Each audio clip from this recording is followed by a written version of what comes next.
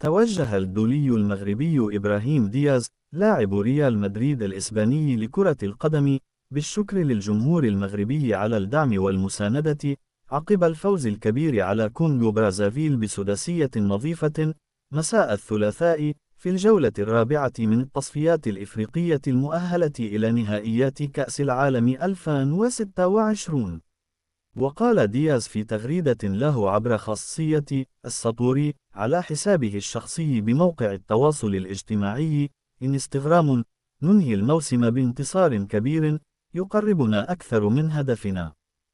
وأضاف: شكرا جزيلا لجماهيرنا على دعمهم اللامشروط ديما مغرب، وذلك في إشارة إلى الجمهور المغربي الذي حج إلى ملعب أبرار لمساندة أسود الأطلس في مواجهتي زامبيا والكونغو برازافيل.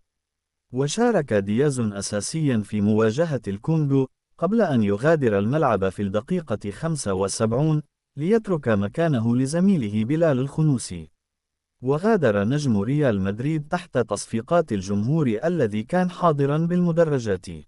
جدير بالذكر أن المنتخب المغربي استمر في تصدره للمجموعة الخامسة برصيد 9 نقاط، في حين ظل رصيد منتخب الكونغو برازافيل خاليا من النقاط.